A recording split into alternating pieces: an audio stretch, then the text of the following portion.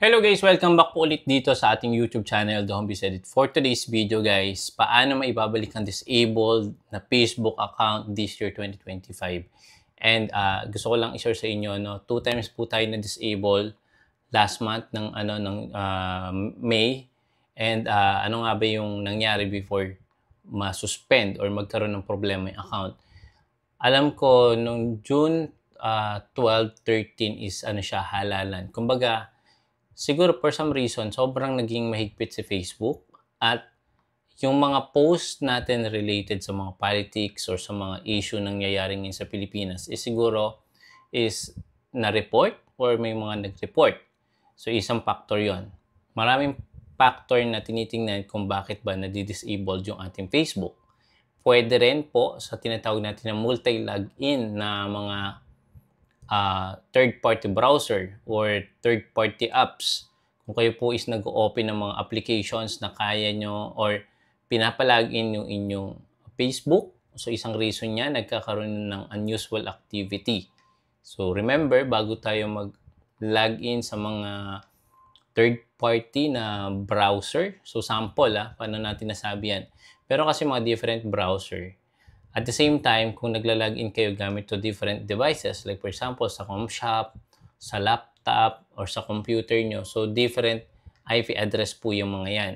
Kapag si Facebook ay nakadetect ng unusual, sample, sa area po ng Bulacan, dun lang tayo nagla-login. Tapos, merong na-detect si Facebook na nagla-login tayo sa ibang bansa. Ang gagawin ni Facebook is ino-notify po tayo via email or text message na someone is trying to get login sa inyong Facebook. So, kapag po paulit-ulit yan at na-detect ni Facebook na mayroong mga incoming login sa different location or address, ang security niya, ang operating procedure siguro or security ng Facebook is i-disable yung Facebook account ng isang user. So, ganun yung nangyari sa atin. So, ito nga po yung ating notification ng na-receive noong May 24. We suspended your account. 180 days left to appeal or will permanently disable your account. Sa mga nagtatanong, disabled or suspended permanent yung kanilang account. Meron pa ba yung way para ma-recover? As of now, wala pa akong natatry na way para ma-recover yung mga permanent disabled. Kapag po kasi naging permanent disabled yung ating mga page, ibig sabihin napatunayan ni Facebook na tayo ay merong mga nilabag sa kanyang community standard policy. Una na dito, meron po tayong mga na-handle na accounts na totoo naman, meron silang mga illegal activities na ginagawa sa kanilang page or profile.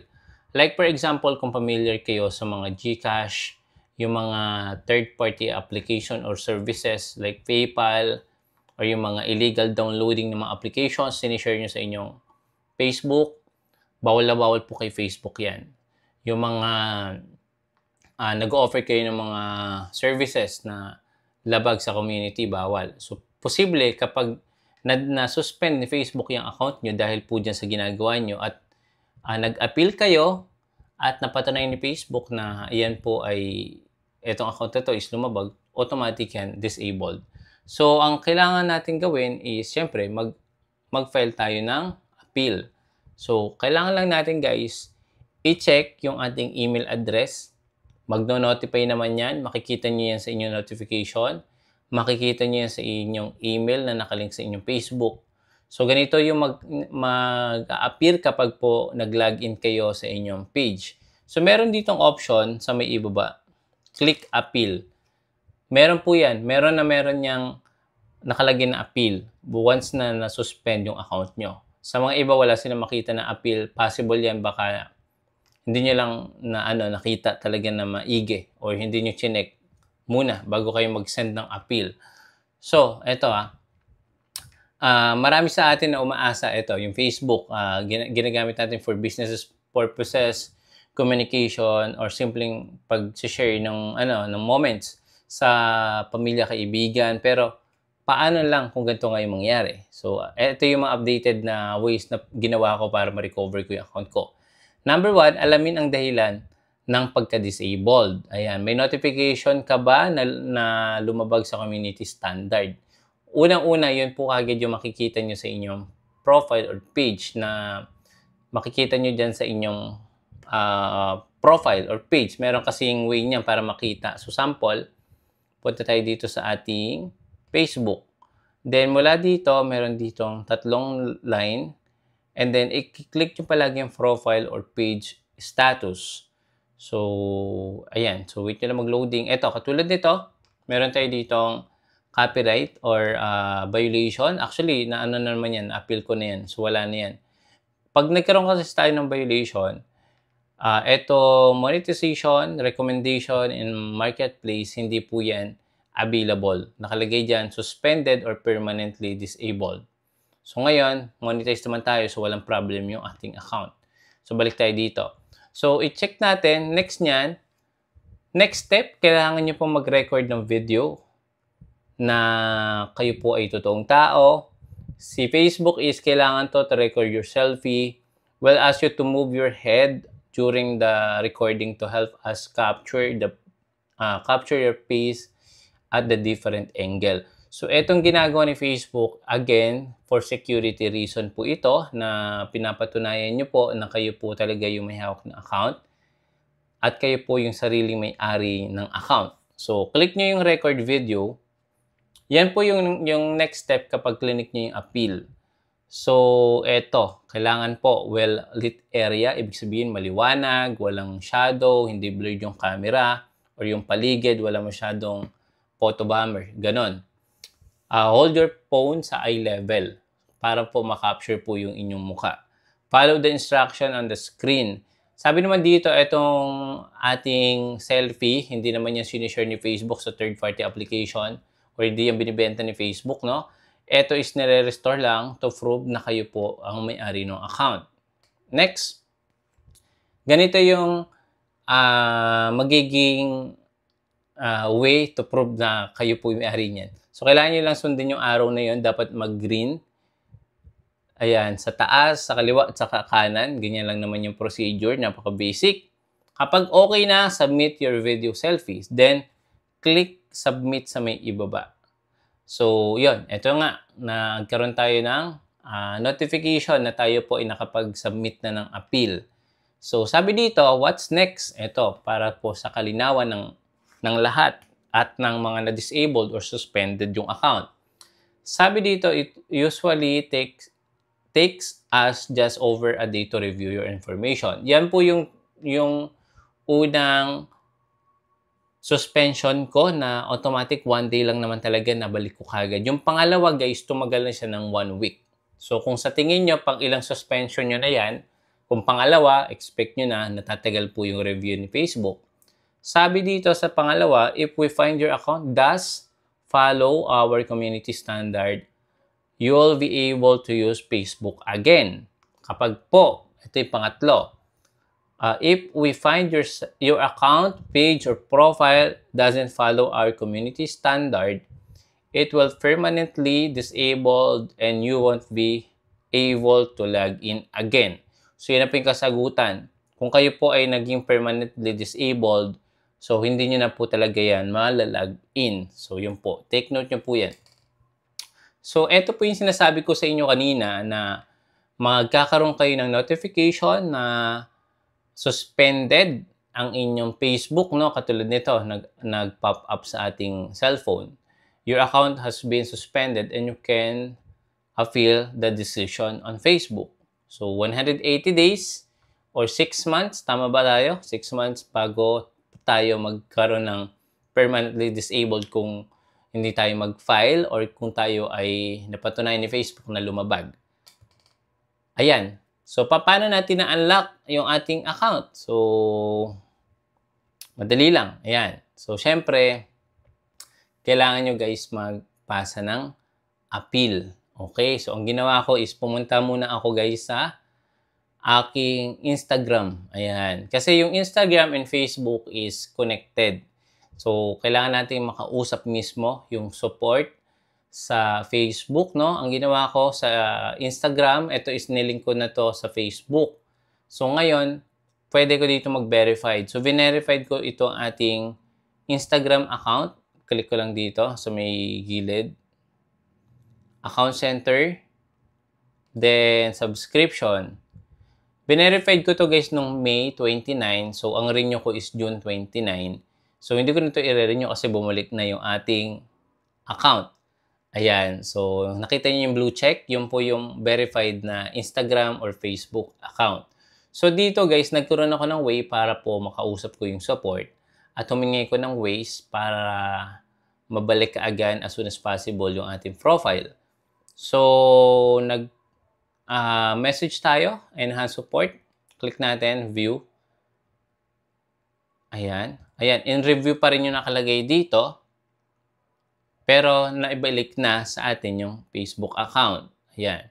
So, ang pinagawa sa akin dito ni Facebook is pina-verified yung ating identity. Ayan. Ito yung appeal na pinasa ko, guys. Ayan. So, copy ko lang to. Copy ko lang to, guys. Copy. Select all. Copy. Ayan.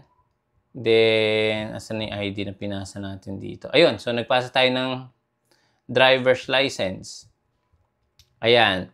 Can you help me to confirm your identity? So, ito yung link, guys. Ayan yung link. So, o-open natin yan sa Messenger para makita nyo kung paano tayo nag-appeal. So, clinic natin yan. Then, nag-send tayo ng appeal. So, after nun, kailan ko ba ito pinasa? 29, 30, 31. 3 days lang, guys, bumalik na yung account natin. Nung nakausap mismo natin yung support. Kasi mahaba to eh. Nag-start nga ako dito, guys, noong June 29. Ayan. So, ito yung mga appeal na pinasa natin. Medyo mahaba. Pero, I suggest, no, kung meron naman kayong nakalink na Instagram sa inyong Facebook, so hindi naman malalak din yan. So, yun po yung gawin nyo. I-verify nyo po yan. Tapos, mag-message kayo sa support. Katulad ng ginawa natin. So, punta tayo dito sa browser. Kailangan nyo i-login yung inyong Facebook sa browser. So, open ko lang dito, guys. Pakita ko sa inyo. So, ito yung confirm your identity, yung link. Ayan yung link, guys. Ito yung link.